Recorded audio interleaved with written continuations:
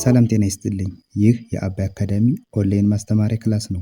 በዚህ ኦንላይን ክላስ አማርኛ፣ እንግሊዝኛ፣ ሂሳብ፣ አፋን ኦሮሞና ሌሎችም ትምህርቶች እናስተምራለን። ስለሆነም ከሀገር ውስጥም ከውጭም የምትኖሩ መማር የምትፈልጉ ልጆች ፕላስ 251ን ያስቀደማችሁ 974 75 6421 ስልካችን ነው።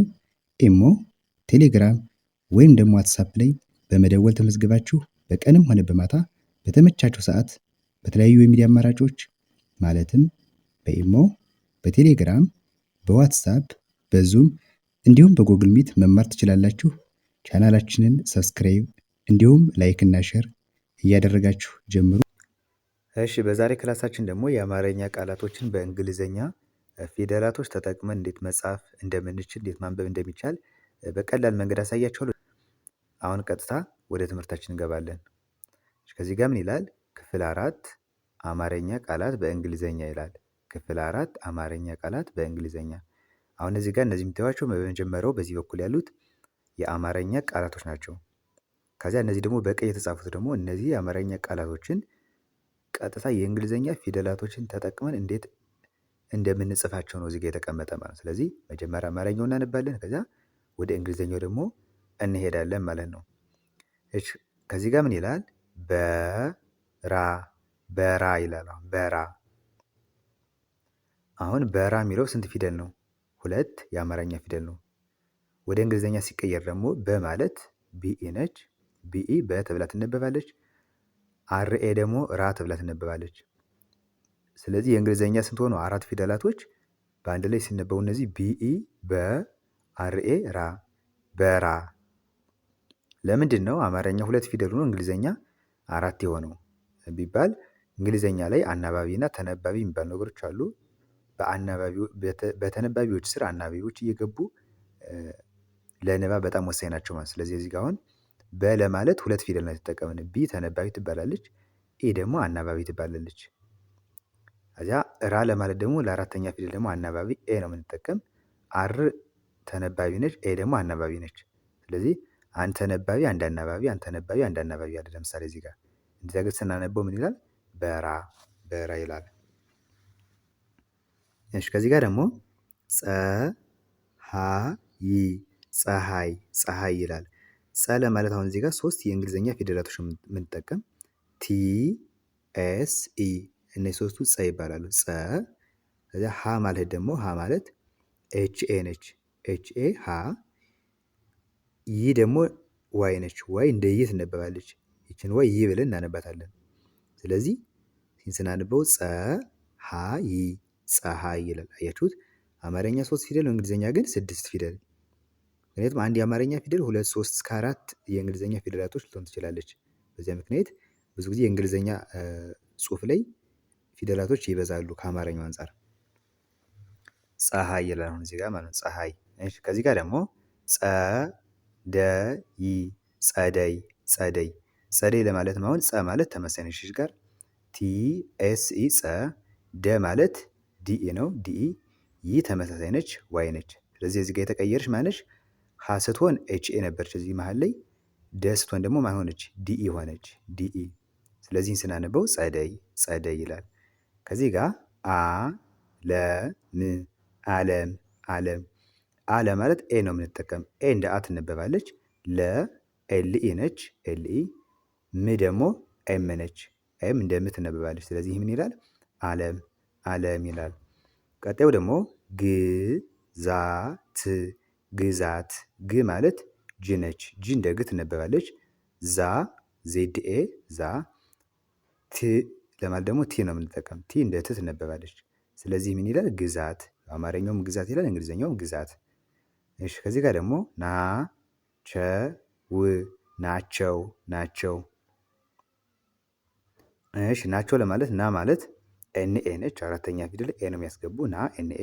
ቸ ሲ ኤች ኢ፣ ሶስቱ ቸ ተብሎ ይነበባል እነዚህ። ው ለማለት ደግሞ ለስድስተኛ ፊደል ደብሊው፣ ምክንያቱም ስድስተኛ ፊደል ላይ አናባቢ አንጠቀም። እዚህ ጋር አሁን ግዛት ስንል ት ለማለት ቲ ብቻ ነች፣ አናባቢ የላትም። ዓለም ስንል ም ኤም ብቻ ነች፣ አናባቢ የላቸውም። ስለዚህ ስድስተኛ ወይም ደግሞ ሳድሶች አናባቢ አንጠቀምም ማለት ነው። ስለዚህ ምን ይላል ሲነበብ? ልክ እንደ አማርኛው ናቸው ናቸው። ከዚህ ጋር ደግሞ ተገቢ ተገቢ ተ የመጀመሪያ ፊደል ቲኢ ነች። ቲኢ ተ ገ ማለት ጂኢ የመጀመሪያ ፊደል ቢ ደግሞ ሶስተኛ ፊደል ስለሆነች አናባቢ አይ ነው የምንጠቀምለት ሶስተኛ ቢአይ ቢ። ስለዚህ ምን ይላል? ተገቢ ተገቢ። እሺ ከዚህ ጋር ደግሞ ቤዛ ቤዛ ቤዛ ይላል። ቤዛ ለማለት አሁን ቤ ማለት አምስተኛ ፊደል ኢ ነው የምናስገባ። ለመጀመሪያ ፊደልና ለአምስተኛ ፊደላቶች አናባቢ ኢ ነው የምናስገባ። ለምሳሌ እዚህ ጋር በራ ስንል አሁን በቢኢ ብለናል። በ የመጀመሪያ ፊደል ነች። ቤ ደግሞ አምስተኛ ነች። አምስተኛ ስትሆንም አናባቢ ኢ እናስገባለን። ስለዚህ ቢኢ ቤ ተብላ ትነበባለች። ዛ ለማለት ደግሞ ዜድኤ ዜድኤ ዛ። ስለዚህ ምን ይላል? ይሄ ቤዛ ቤዛ። ከዚህ ጋር አለሁ አለሁ አለሁ አ ኤ ነች። ለ ኤልኢ ሁ ደግሞ ኤችዩ ኤችዩ ሁ። ስለዚህ ምን ይላል? አለሁ አለሁ ይላል። ኦኬ ከዚህ ጋር ደግሞ ተስፋ ተስፋ ተ የመጀመሪያ ፊደል ስለሆነች ቲኢ ነች። ቲኢ እንደ ተ ትነበባለች። ስ ኤስ ብቻ ምክንያቱም ሳድስ ስድስተኛ ስለሆነች አናባቢ አንጠቀም ብያችኋለሁ። ፋ ደግሞ አራተኛ ፊደል ኤፍኤ አራተኛ ኤ ነች አናባቢ ኤፍኤ። ስለዚህ ምን ይላል? ይሄ ተስፋ ተስፋ ይላል። ከዚህ ጋር ደግሞ ሰላም ሰላም ሰላም ሰ ማለት ኤስኢ ነች። ኤስኢ ሰ ላ ኤልኤ ኤልኤ ላ ኤም ደግሞ ም ነች። ኤም እንደ ም ትነበባለች። ስለዚህ ሲነበብ ሰላም ሰላም ይላል። እሺ ከተማ ከተማ ከተማ ከ ማለት ኬኢ ነች። ኬኢ ከ ተ ለማለት ደግሞ ቲኢ ማ ኤምኤ ኤምኤ። ስለዚህ ሲነበብ ከተማ። ከ የመጀመሪያ ፊደል ስለሆነች ኢ ተጠቀምነ። ተም የመጀመሪያ ነች ኢ ተጠቀምነ። ማ ደግሞ አራተኛ ፊደል ስለሆነች ኤ ተጠቀምን አናባቢ ስናነበው ከተማ ይላል። ከዚህ ጋር ደግሞ ዮሴፍ ዮሴፍ ዮሴፍ ዮ ማለት ዋይ ኦ ነው። ዮ ደግሞ ሰባተኛ ፊደል ስለሆነች ሰባተኛ ፊደል ደግሞ አናባቢ ኦ ነው የምንጠቀም። ስለዚህ ዋይ ኦ እንደ ዮ ትነበባለች። ሴ ኤስ ኢ ነች። ፍ ደግሞ ስድስተኛ ኤፍ ብቻ። ስለዚህ ሲነበብ ይህ ምን ይላል? ዮሴፍ ዮሴፍ ዮሴፍ። እሺ የመጨረሻው ጀመሩ ጀመሩ ጀመሩ። አሁን እዚህ ጋር ጄ የመጀመሪያ ነች። መ የመጀመሪያ ነች። ሩ ደግሞ ሁለተኛ ነች። ስለዚህ ጀና መ የመጀመሪያ ስለሆኑ አናባቢ ኢ ነው የምንጠቀም። ይኸው ጀኢ ኤምኢ ይኸው ሁለቱ ጀ ተብሎ ይነበባሉ። እነዚህ ደግሞ ኤም እና ኢ ደግሞ መ ተብሎ ይነበባሉ።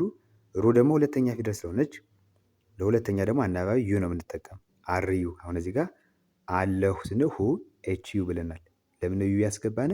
ሁ ሁለተኛ የሀ ቤተሰብ ስለሆነች። ከዚህ ጋርም ሩ ለማለትም አርዩ ነው የምናደርግ። አርዩ እንደ ሩ ትነበባለች። ይህን ስናነበው ጀመሩ ጀመሩ ይላል። እሺ እንግዲህ ለዛሬ ትምህርት ይዤላችሁ የመጣሁት እነዚህን የአማርኛ ቃላቶችን ወደ እንግሊዘኛ ቀይረን ማለትም አማርኛ በእንግሊዘኛ ፊደላቶች ደግሞ ተጠቅመን እንዴት ማንበብ መጻፍ እንደምንችል አይተናል። ቀጣይ ደግሞ በሌሎች ቪዲዮዎች እመለሳለሁ። እናንተ ሁሌ የምሰራውን ቪዲዮ እየገባችሁ መከታተል ይቻላል። ለዛሬ የነበረን ትምህርት ይህን ይመስላል። መልካም ጊዜ ይሁንላችሁ። ባይ ባይ።